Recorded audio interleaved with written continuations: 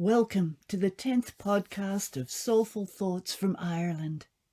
Each week I am bringing new stories and reflecting on my time here and the times we are currently living in, and this grand pilgrimage of life and death that we are all on.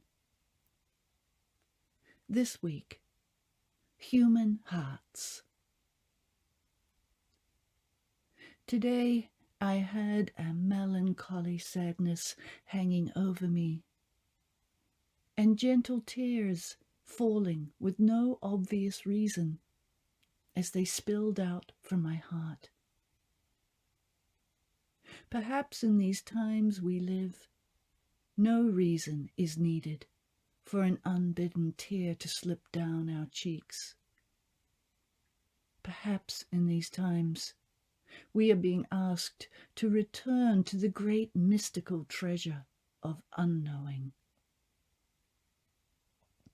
Our Western mind has made a full-time occupation out of reason and meaning, seeking it in every corner of our waking and sleeping world. We have stripped life of its invaluable offering of mystery, and have taken up permanent residence as the Puer Eternus, the eternal child, eternally asking, why? Often our mind makes up all sorts of answers to give us some false satisfaction that everything is working for our good, even though it always is. We somehow still need to come up with these answers to feel secure, to feel safe, to feel loved.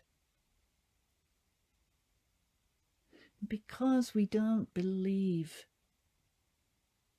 ultimately that everything is working for our good, we have to gather all sorts of proof and store it away, day after day, to assure ourselves we are loved and have not been forgotten. Perhaps that is the true sadness of the human heart. In my tearful state, I decided to take a walk down to the beach to do my morning qigong. On the way, I encountered my beloved farmer neighbor out in the field with his dogs rounding up all the sheep. A helper was at the ready at the gate. Her job was to open the gate and steer the sheep towards the right direction down the road to their new home for the next few weeks. It always brightens my heart to see the lambs, and here they all were, frantically bleating and running in all directions as the sheepdogs began their masterful work at the command of the farmer. I offered my help and stood down the track a little in case any tried to make a dash in that direction, which of course they did. Sheep have this wondrous way of turning in 3 directions almost at once, so one needs to be alert. I glanced over the fence, and a little further away, here were some renegade sheep and lambs trying to make a dash through the fence. One command from the farmer, and Captain, the eldest of the dogs, was right there dislodging them from this attempt, and they were back in the fold before they knew what was happening. Most of the sheep were now making their way towards and through the gate, but some stragglers turned back and were now making a dash through the back gateway. I was just about to yell out that I would head round and bring them back, but before I could open my mouth, the farmer emitted an intriguing sound and command. Cap was off as fast as I have seen any dog run, and he rounded and returned those would-be escapist sheep like nothing I have seen before, which is saying something coming from New Zealand and the land of sheep. They were now all through the gate. The farmer beamed his thanks to me, and off they went up the road. I continued my walk down the track to the beach and began to cry. Now tears of sheer joy, joy of being here, joy at witnessing such skill and deep connection between man and dog. Just joy. Or maybe these weren't the reasons I was crying. Maybe I just needed to cry today.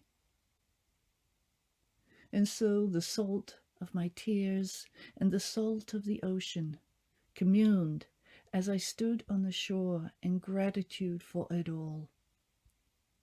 Gratitude for the sadness, the joy, the different ways of communing in this life, the sweetness, the difficulties. In maturity, we know all is working for our benefit. Or could it be that life is simply living itself? My neighbor farmer and I have been having short conversations here and there as I go about my daily walks.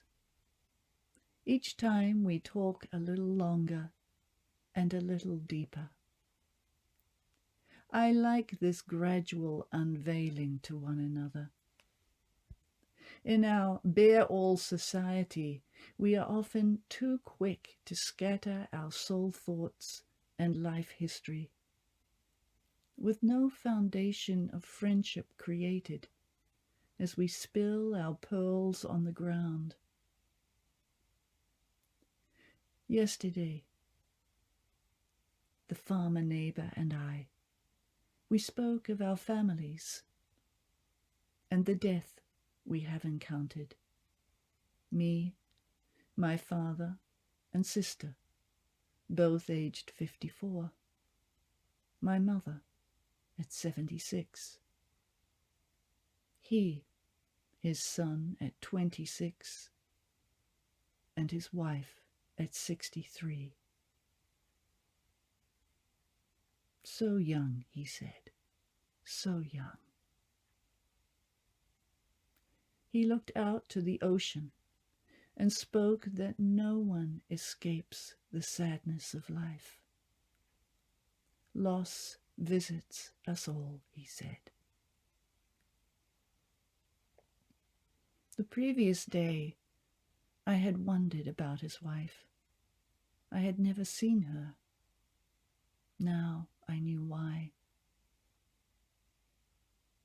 My heart was tender as I walked home that day.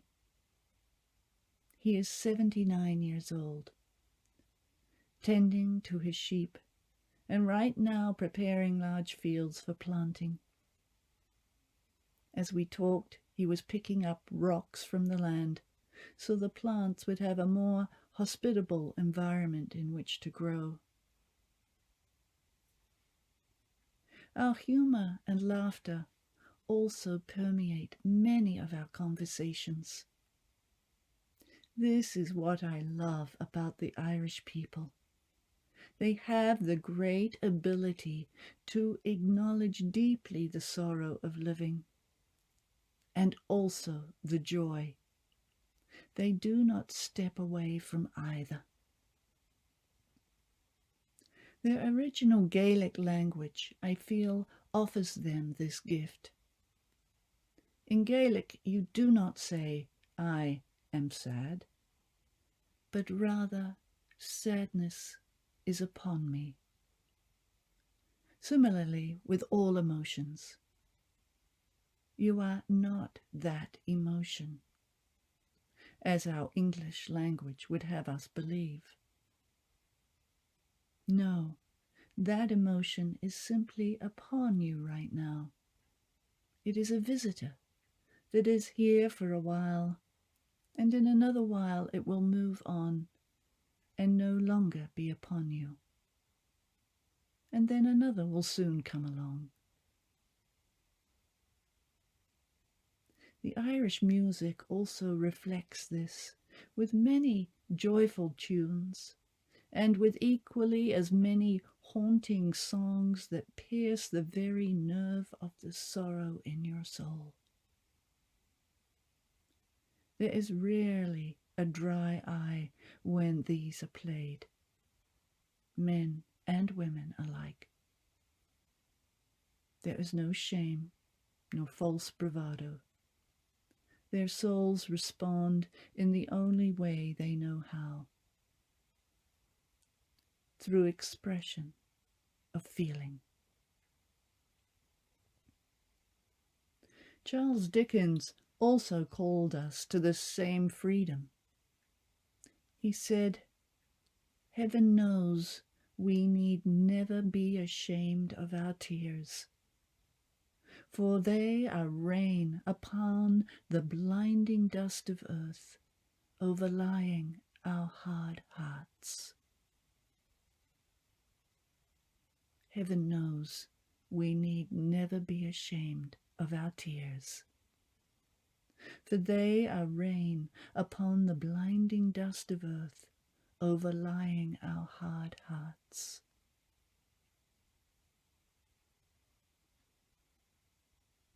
And so today, do I need a reason to allow the tears to flow unimpeded? No. Perhaps what is really happening is another piece of the hardness of my heart is melting. The tenderness emerging through a blinding dust of this earthly living. Perhaps that is what we are all doing at this time. If so, may the rain of our heart gently flow and wear down any and all human hardness that remains.